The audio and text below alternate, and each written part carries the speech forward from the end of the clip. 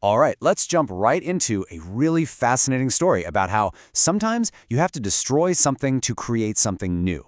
We're going to explore a pretty radical idea about Japanese history, one that might just flip what you think you know completely on its head.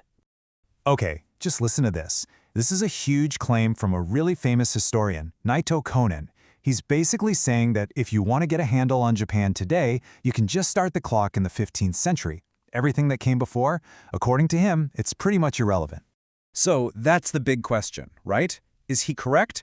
Could centuries of history, of culture, really just be wiped away like that? Or is there something deeper going on, some hidden thread connecting ancient Japan to the modern world? To figure that out, let's take a look at this supposedly irrelevant world. What did culture in Japan actually look like before this massive war that supposedly changed everything?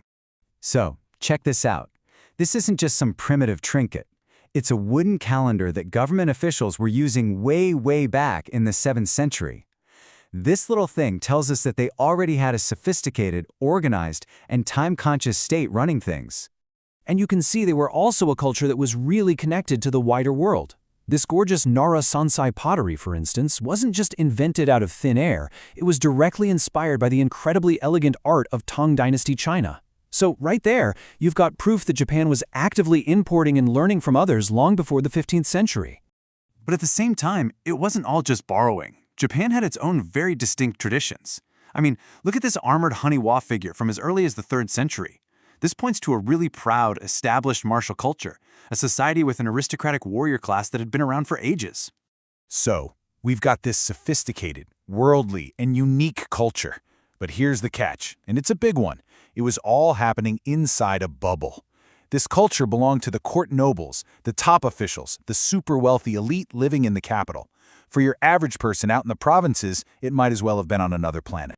And then, in the 15th century, that entire elite world was shattered. The bubble didn't just pop, it was set on fire.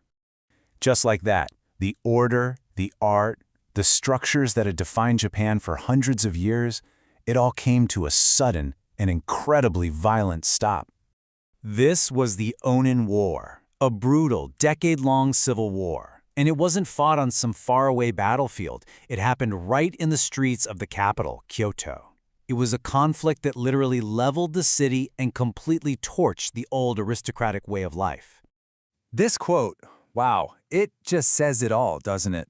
It captures the pure chaos of the time. Society just broke.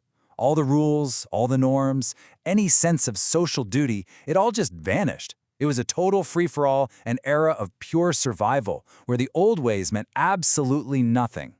But, and this is the really wild part, out of that total anarchy, something incredible and completely unexpected was born. This is the great paradox of the Ōnin-War. So how on earth does that happen? Well, it was like a chain reaction. First, the capital's burning, so the nobles flee for their lives. They grab what they can, their priceless cultural treasures, books, art, poems. But in the chaos of war, all that stuff gets scattered. It's lost, it's sold off, it's just abandoned. And where does it end up?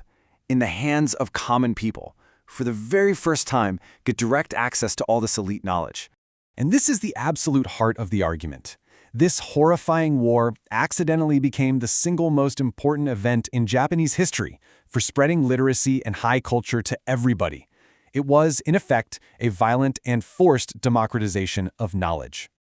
So yeah, the 15th century truly was a great reset.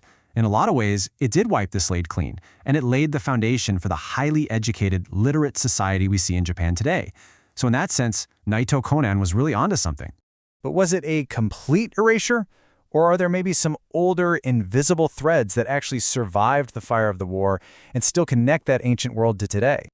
Let's look at a pattern from way before the Ōnin-War.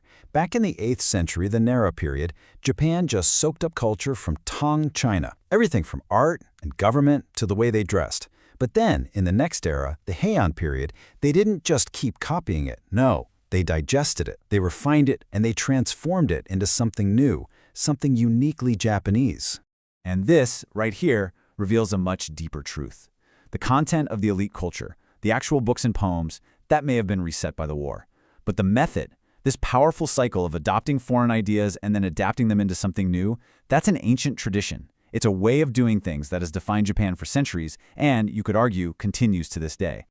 Okay, so what's the bottom line here? Well, Naito Konan's theory is both right and wrong. The Ōnin-War was a massive Great Reset, no doubt.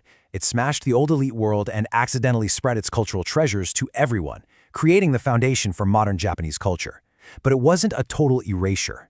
Deeper cultural patterns, this DNA of how to adopt and adapt, that's an invisible thread that runs directly from ancient Japan all the way to the present day. And that really leaves us with a final thought to chew on.